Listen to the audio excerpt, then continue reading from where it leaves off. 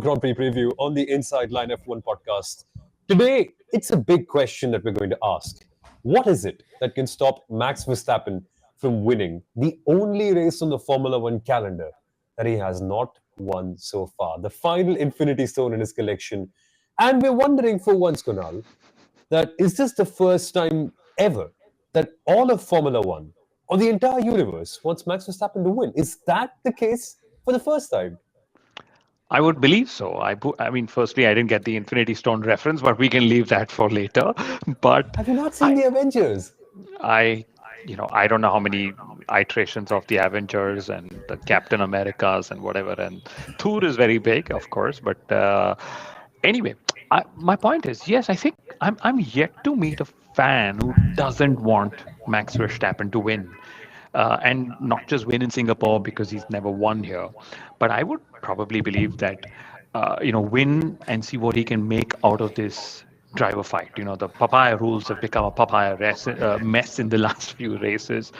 With Max being there, can he put that pressure? And I'm pretty sure every LH44ian, if that's what you call them, also wants to see Max win so that we can actually have a title battle between drivers who are not teammates. Yeah, for once that seems to be the case. And the way I'd like to say it, Sundaram, is that a sports car racer who's won at the Nürburgring has now come to Formula One to see if he's good enough to challenge the rest of the grid. That's exactly what's happening.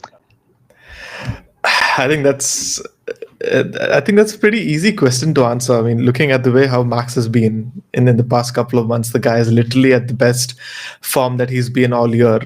And then in his spare time, he goes around the Nürburgring of all tracks, goes and casually wins a race. It's a very Max Verstappen thing to do. It used to be an Alonso thing to do, but now it's a Max Verstappen thing to do. Just goes to show that how quickly he's adapting to different cars, different formats, be it virtual, be it real, and in between he comes and tries to make a claim for the title as well. So the big question this weekend will be is if Max Verstappen back in the championship. What do you guys think? I don't think it's on him, right? I think he wants to be in the championship. It's all about, can Red Bull deliver that car that can let Max be in the championship? Monza, Baku was all down to Red Bull actually delivering that car. So much so that, pretty much every McLaren person coming out has said that actually Red Bull was the quickest car, right? So that's how the narrative changed. It's no longer McLaren was the quickest. It was saying actually it was Red Bull that was the quickest. So it's all down to Red Bull. Loro Mekies has been saying that they should have a car that should ideally rotate better around the streets of Singapore. And we all know all Max needs is half a chance, and then his talent, his ruthlessness just takes over, and then we'll actually have a race out of it. There's a little data that actually suggests that that might not be the case. Okay, so if I actually pull out all the downforce ratings for the 2025 calendar, out of the 24 races that we have this season, 11 of them have a downforce rating of 4 or 5, which means the higher end of downforce. And 6 of those races have already been completed, 5 of which have been won by McLaren. Only one of those was won by Red Bull, which was Japan, which once again was due to the track having high speed corners, which you do not find around Singapore. Now, a couple of things that works in McLaren's favor, like we already mentioned, high downforce, lack of high speed corners, and a very hot and humid circuit. If you remember last year, there was this little graph that someone had put out on Reddit, I think so. The tracks that had the coolest temperatures, a Mercedes would win, but on tracks that had high temperatures, a McLaren would win, and that again comes down or boils down to them being able to use the tires better compared to others. So this weekend's all going to be around tire degradation and hot and humid weather, where McLaren usually tends to excel. So in my opinion, this is advantage McLaren through and through. And especially after last year, where Lando Norris dominated in spite of making an error that could have well taken him out of the race. He had, I think, over a 30-second advantage in that race last year. Very, very simple Singapore. It's a hard circuit to pass on. So qualifying is super essential. You get it right, and there's a very good chance that nobody can pass you because one stopper, high degradation, you only get very few chances. But there's one strategic element to it. Firstly, it's qualifying. Can you put the best lap out there? And that is where we know Max Verstappen is the best. Best driver always gets the best advantage, right? So that's what we'll try to see happens at Singapore. And I remember 2018, Lewis Hamilton as well, even though the Mercedes was by far the quickest, the fact that he was able to go 1.4 seconds faster than anyone in that one lap that he put out, this tells you how much of an impact a driver can have in a scenario like this. So that's one. The second thing, Kunal, pit lane speed limits are higher, just like they were in Sanford. That's the FIA's aim. That's the FIA's intention to see if more strategic variability can be driven through. And maybe that's one of the only shots that Red Bull and Max will have if McLaren end up taking pole. What they can do on the pit stop, because otherwise, I feel it's one of the toughest circuits in the entire calendar to pass on. Yes, the sun is out in Oslo, and that's why I'm all like, I have the Louvres on my face as well. You look But like the Red Bull Racing 2015 test livery, if you guys remember.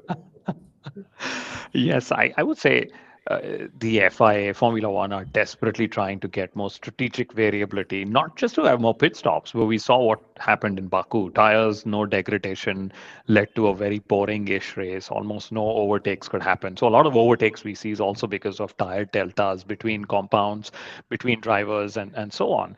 So yet another attempt to have a two-stopper race just to sort of make a race out of it. And yes, that brings strategy into play, and that's usually where we've seen, McLaren being handed a raw deal. They've been having slow pit stops as well. But the question I'm going to have is, we spoke of Lando Norris. He had the best race of his career last year in Singapore. What can he do this year? Can he make himself more lethal in the title fight? It's a 25-point gap. And if we still use last year as a reference, and Lucian is here saying Oscar is angry, if we just talk of Oscar, the crucial thing is, Oscar's best race last year was in Baku, which also ended up being his worst race this year. Will Lando buck that trend? He needs to make sure that he pulls more points out.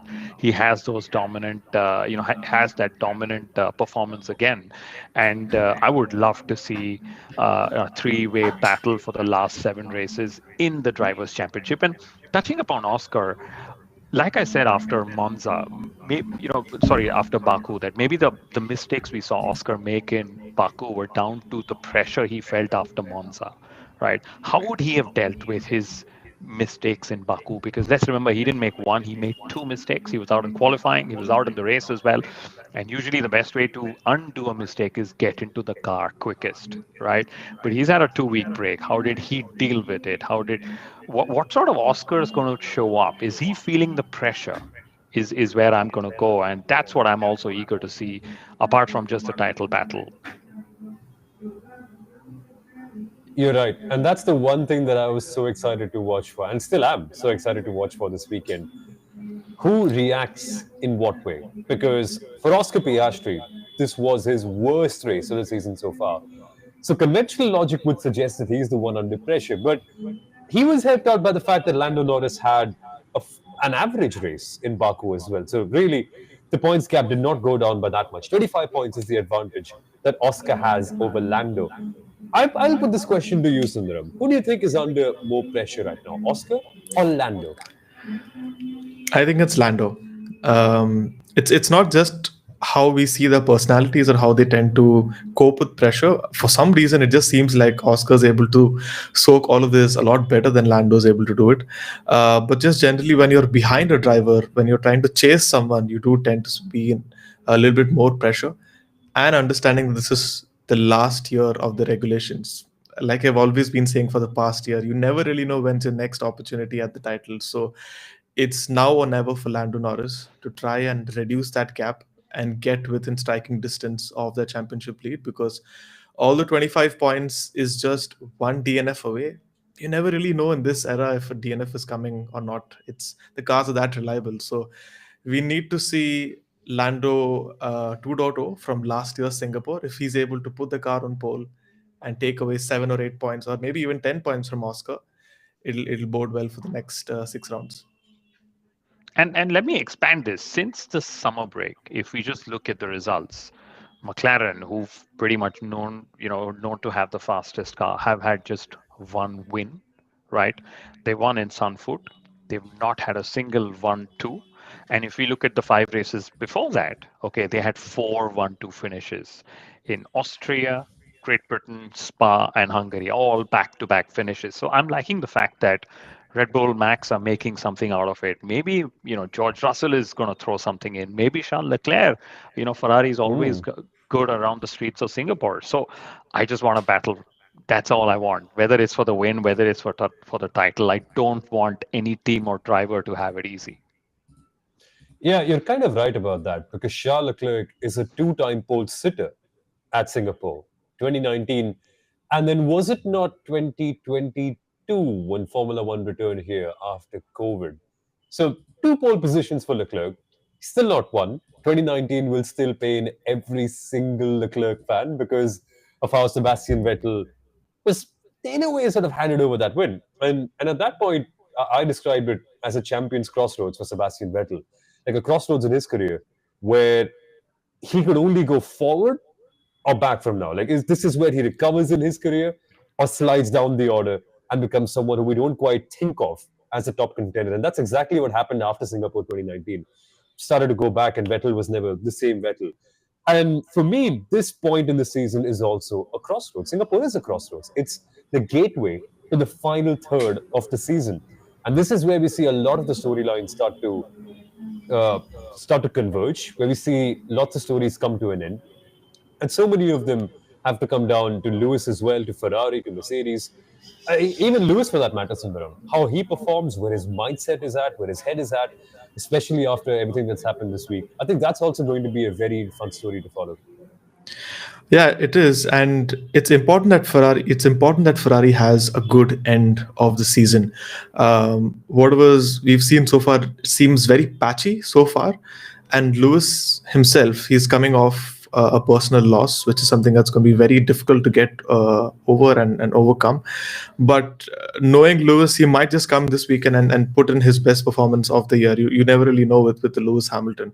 But it's important that Ferrari are able to show consistency in terms of pace, in terms of operations, and probably head into 2026 with a little bit more confidence, more than momentum. I think at this point, things have been swaying a little to left or to right, far between extremes. It's not looking consistent on their end, but it's important that they get a couple of good performances, Lewis especially. And my challenge with Ferrari is I think they've got a faster car than the results have shown, and the results are down to lack of proper execution, which has usually been one of the challenges with Ferrari as well. We thought they'll go better in Baku, but they weren't. Now we're hoping that they'll go better in Singapore. Let's see how that goes. And I think the other news to follow this weekend will be about Leclerc's rumored discussions with other teams for 2027 should 2026 not work out for Ferrari. And maybe at another point of time, we should discuss where do each one of us think Leclerc could land up in 2027. But for now, I have a very interesting question.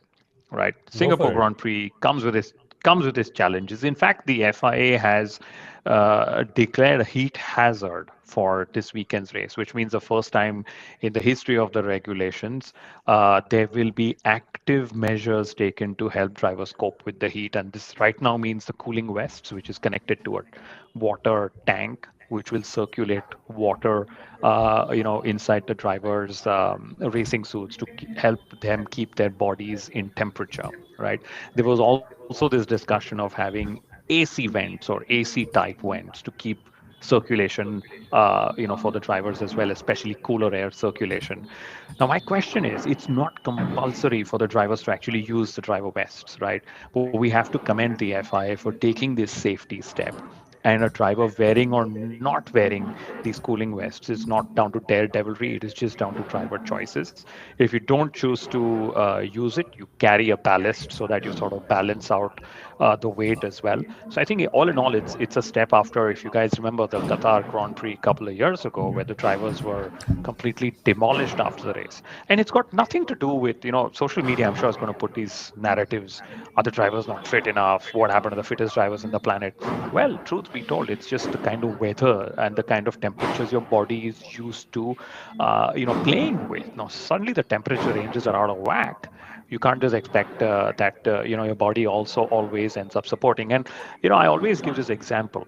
We are from the tropics, right? If you go into minus 15, you could be a very fit tropical athlete, but in minus 15, your body needs different. And here in this case, it's also reverse. Most of the drivers are from Europe.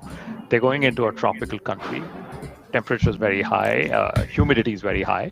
Of course, they need help in coping with it, and I think that's a great step for driver safety, guys. I mean, another factor is also the fact that Singapore is a long race. We spoke about Monza being the quickest or the fastest race on the calendar, and the race was done in barely 1 hour and 15 minutes. The fact is that Singapore is, although not a very long circuit, it's very stop, start, which eventually means that lap times are much longer. It goes somewhere close to 1 minute, 30 seconds, sometimes even longer. The fact that these drivers are driving around in that heat, or sometimes even if it's raining this weekend, for around 1 hour 40 minutes, 1 hour 45 minutes. If it's a safety car, it can be longer, and in those conditions it can be physically excruciating, the demands of the circuit. So it's not just the weather, but also how long this race is going to be this weekend.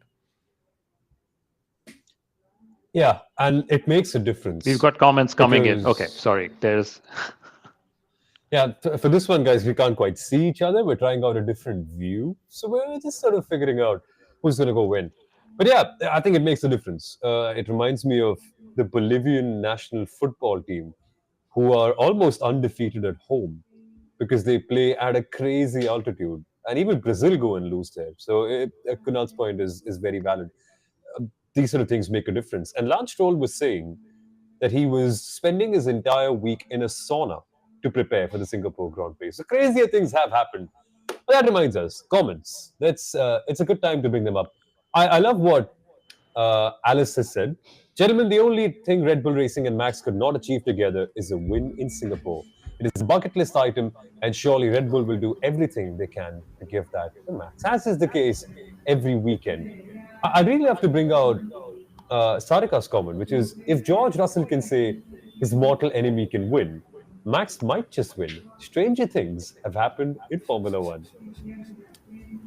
That's the I'm telling you, craziest this part, is the biggest story for me. yeah, this is some ploy by Toto Wolff, Mercedes, and now George Russell in trying to woo Max Verstappen because Toto Wolff is powering that McLaren Mercedes car. Okay, it's a Mercedes engine. He's sort of backing a Mercedes powered driver. He and George Russell have now been saying Max could literally win this year's championship, and I love that. I love the positivity. And when last were things so positive for Max Verstappen? I mean, he's one of the most polarizing personalities in the sport. He comes, races every weekend, and goes away. He doesn't really care about anything else. But Praveen is saying, even if we have the resurgent Max coming back in the championship, Oscar needs to just follow him to seal the championship, which is also very, very true. And then Abhijit is saying, funny how if it were any other driver, we would have just counted him out. That is so damn true as well. So all in all, it's not down to Max. It is down to Red Bull Racing and the car they can give him in Singapore, and then the 6 races to follow.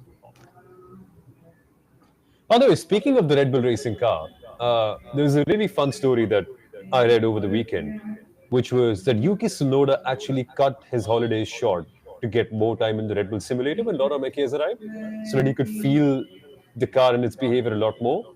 And that's helped out. Baku was a great performance. Even Monza, by his standards, was much better. I'm quite excited to see how Yuki Tsunoda tackles Singapore. What kind of a weekend it's going to be for him. And he doesn't have the greatest of records here. If I remember correctly, Yuki's never scored points over here. So it's not just Max who's trying to get the tick on his checklist done around Singapore. It's also Yuki Tsunoda trying to put in a good performance around this track and find some confidence of his own. But yeah, he's had 2 retirements and 1 P12 finish. So he's not scored points around here, and which actually leads to a very interesting banter question which we were trying to prep for. Kunal asked me, who do you think is going to be the driver who brings out the safety car around Singapore, and instantly in my mind it was Yuki's name that popped up. So Come unfortunately, on, that's my rude of pick. you, Sundaram. That's the first name that came to my mind, so I'm going with Yuki. Soumil, who do you think is bringing out the safety car? And there's context because out of the 15 races we've had, 14 races have had a safety car in Singapore. And the other context, Mhm. what Franz Tost keeps telling us on our show, that this is one of the strongest driver grids in the history of Formula One. So Soumil, who's bringing out the safety car? I need one name, and it may be Carlos Sainz if you don't make a pick. Nelson Piquet Jr.? Sorry, Come on, we're going give back me in a time with this real one. name. Okay, just for the sake of stirring the pot, and as an ode to history, I'm going to say Franco Colapinto because who's that driver under pressure in a Flavio Briatore team heading into Singapore? But Just saying. Franco's actually done pretty well in the last couple of races. To be honest, he's outqualified Pierre in 3 of the last 4 races. And where did he finish in Baku? Did he not finish P12 or P11? So he's Well, That's had correct. better Yeah, he was outings. just outside of the points. Yeah. he's the only one in that team who doesn't quite have a contract yet, and it's Flavio's team. Exactly. So stranger things have happened in Formula One I'm going to before. pick I'm just Oscar saying. Just Piastri. saying. Ooh. I am going to pick Oscar Piastri for bringing out the safety car. Nice. Right? He crashed on Saturday in Baku. He crashed on the Sunday in Baku. Probability. I'm not saying he should. I'm just saying the higher probability he brings it out more than anyone else. I mean, Yeah, McLaren fans, it's a the McLaren fans don't have to worry. I mean, to bring out a safety car around a street circuit, you don't necessarily have to crash. It can be a little bit of debris falling off your car. It can be the end plate. It can be the front wing, and Piastri can still go on and complete the race. yeah. Kunal's not being completely pessimistic. I know it because if whenever you ask Kunal who's winning this race, he will always say Oscar Piastri. So it's just a case of who's bringing out the safety car right now. Hey, it could be a Thank you. lizard as well. Yes. Could be anything. It's Singapore. Yeah.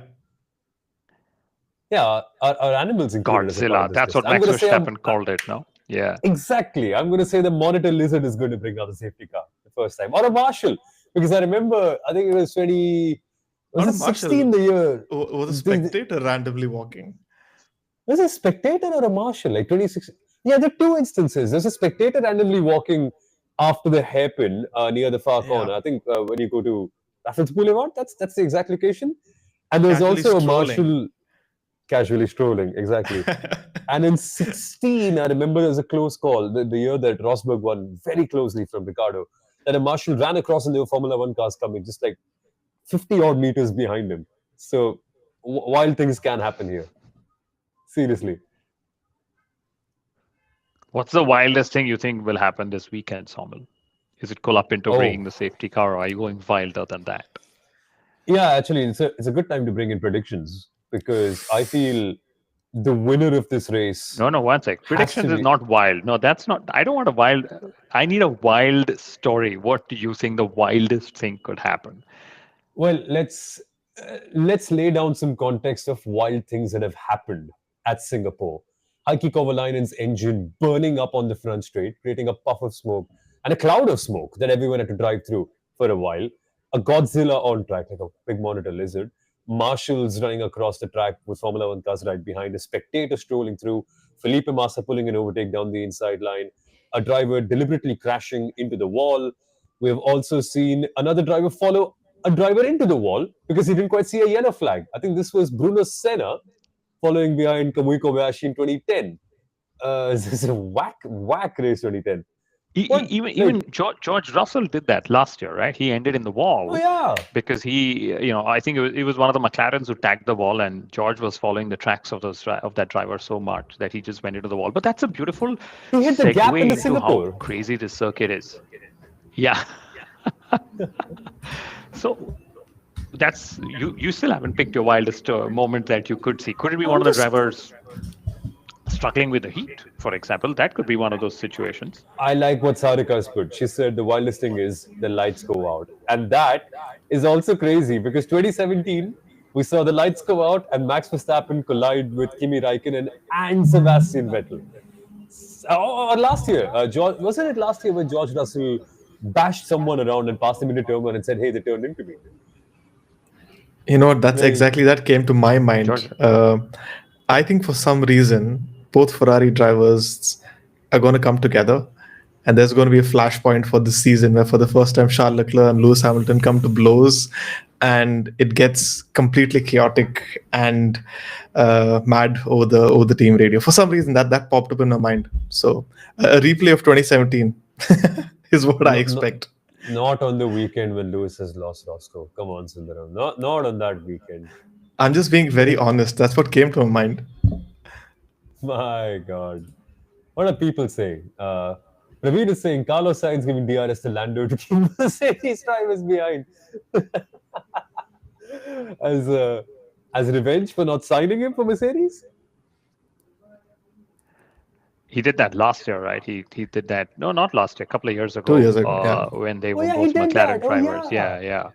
Yeah. He actually did that, right? But going back to while listing the lights go out, we actually had Steve Slater, the voice of Formula One in Asia, on our show a couple of years ago, who was a consultant to the Singapore Grand Prix. And he actually explained how there is a backup after a backup to make sure that the lights actually never go out. And that if they do, you just throw in a red flag. So there is a safety scenario. And Somil, we also remember he shared how the lights are oriented in a way that in case you spin Yeah. around, you actually know which direction the circuit is going in as well. Because the lights in Singapore are different than the lights you say in the football stadium or a cricket stadium where there's a larger light from the top coming. Here the lights are just 10 meters over the circuit, right? And it's beautiful how the Singapore night race has made night races a reality. I think the inaugural race in Singapore actually just, I think the historic reasons, the controversial reason aside, the historic reason is that they made night races a reality, and now we have so many circuits going in and hosting night races in Formula One. What controversy are you talking about? If in my memory, it was Fernando Alonso's greatest win, purely on merit. Purely on merit. Yeah. I have Oh, no recollection of any controversy surrounding Fernando Alonso. Sorry. the greatest pit stop that mankind has ever seen, going from P14 all the Yes, way to first, because yeah, he jumped. that Yeah, that is I pure mean, pure Renault strategy. Pure strategic masterclass from Renault. I've got to cover that one day. same team that sacks their drivers in 5 races. Yeah, some weird stuff happens. Well, speaking of Renault, speaking of midfield, guys, really But watch out. the other not weird stuff. Go for it. There is some lag. My goodness. The other weird stuff not happening. The drivers are staying in a Marina Bay Sands hotel, most of them, and they've been gifted a cake that looks exactly like their helmet. Right. And I think that's pretty cool, right? I don't know if they're all going to eat it because the cakes are big, but the cake is I literally don't the think they design of can. their helmet. Wow, I didn't know that. Uttara saying, let's have a new drinking game. Okay, Take a sip every time predictions. F1 Stats Guru brings up Alonso. Sundaram, are you going to bring up Alonso with the cake as well? Have you ever seen Alonso have cake? Ever? Never, never. I have not seen Fernando Alonso have anything. Like that's yeah. Well, it's a good time to go He for just has predictions Lewis now. Hamilton for breakfast, lunch, and dinner when he can. Oh my god. What year is this? 2007. But yes, time for predictions. And my prediction is not going to be for the win this time. I'm going for a different prediction. I'm going to say that Aston Martin are going to jump up ahead of Racing Bulls and go into P6 for the Constructors' World Championship. Only 10 points between them right now. Racing Bulls are at 62, 62. Apologies. Aston Martin are at 62. Racing Bulls are at 72. 10 points of a difference. This is a high downforce circuit. Aston Martin were quite good in Hungary, decent in Sanford, Yeah.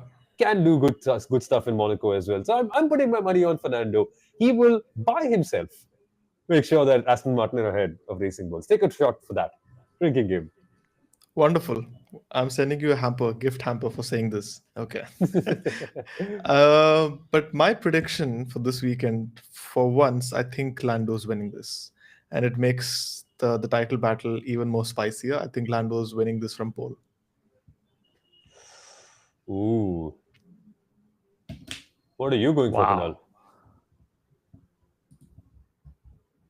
Lando's not won in the last three races. He's not won since the summer Mm. break. He's due a win, if we can call that, due a win. I think I don't get a feeling it's going to be Oscar in in the pole position or winning the race. Okay, for some reason, I think I don't get a feeling it's going to be Lando either. Having said that, I don't even get a feeling it's going to be Max. Okay, I think Shah is just going to pull that out of the bag and mess up the Drivers' Championship scenario even more so this season. Interesting. Very interesting.